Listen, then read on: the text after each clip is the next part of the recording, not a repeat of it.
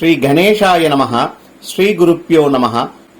சதாசிவ சமாரம்பாம் சங்கராச்சாரிய மத்தியமாம் அஸ்மதாச்சாரிய பர்யந்தாம் வந்தே ஸ்ரீ குரு பரம்பராம். திருச்சிற்றம்பலம், திருச்சிற்றம்பலம், திருச்சிற்றம்பலம். இந்த பதிவில் விருச்சிக ராசிக்கான ஆகஸ்ட் 2024 ராசி பலன்கள் மற்றும் எளிய வழிபாட்டு பரிகாரங்களை பார்ப்போம். விவேகம் மிக்க விருச்சிக ராசி அன்பர்களே, உங்கள் ராசிநாதன் செவ்வாய் பகவான் உங்கள் ராசிக்கு 7ஆம் வீடான ரிஷப ராசியில் குரு பகவானுடன் இணைந்து சஞ்சரிக்கிறார். எனவே வெளிவட்டாரத்தில் உங்களுக்கு மரியாதை அதிகரிக்கும். வாழ்க்கை துணையால் ஏற்றம் ஏற்படும். குடும்பத்தில் மகிழ்ச்சி நிலவும். குழந்தைகளால் உங்கள் மதிப்பு அதிகரிக்கும். உங்களுக்கு வரவேண்டிய பாக்கிகள் வந்து சேரும். உடல் நலம் சீராகும். இளைஞர்களுக்கு காதல் கைகூடும். திருமணத்திற்காக காத்திருக்கும் விருச்சிக ராசி அன்பர்களுக்கு திருமணம் பேச்சுவார்த்தை சுமூகமாக அமையும்.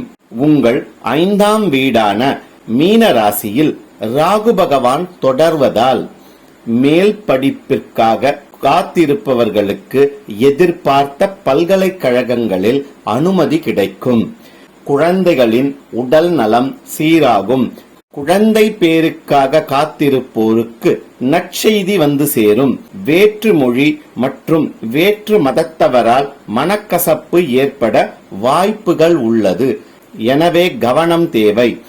4ஆம் வீடான கும்பராசியில் சனி பகவான் ஆட்சி பலம் பெற்று வக்ர நிலையில் சஞ்சரிப்பதால் தாயாரின் உடல் நலம் சீராகும். வாகனங்களால் அனுகூலம் ஏற்படும். வீட்டில் புது பொருட்கள் சேரும். இளைய சகோதரர்களுக்கு நீங்கள் ஆதரவு கரம் நீட்டுவீர்கள்.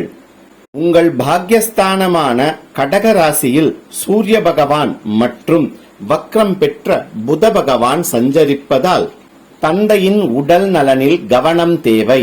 வேலை செய்யும் இடத்தில் சிறிது அழுத்தம் அதிகரிக்கும். மறைமுக எதிர்ப்புகள் உருவாகும்.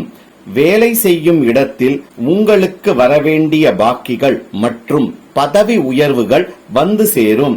சுக்கிர பகவான் உங்கள் 10ஆம் பாவமான சிம்ம ராசியில் சஞ்சரிப்பதால் பயணத்தால் செலவுகள் உண்டாகும். வெளி உணவை தவிர்ப்பது நன்மை பயக்கும். ஆகஸ்ட் 17ஆம் தேதிக்கு பிறகு சூரிய பகவான் 10ஆம் பாவமான சிம்ம ராசிக்குள் வந்து ஆட்சி பலம் பெற்று சுக்கிர பகவானுடன் இணைகிறார். எனவே உங்கள் உழைப்புக்கேற்ற அங்கீகாரம் கிடைக்கும் மற்றும் பதவி உயர்வுகள் கிடைக்கும். லாபஸ்தானமான கன்னி ராசியில் கேது பகவான் சஞ்சரிப்பதால் வயதில் பெரியவர்களிடம் மரியாதை அதிகரிக்கும். மகான்களின் சன்னதிக்கு சென்று தரிசித்து வருவீர்கள்.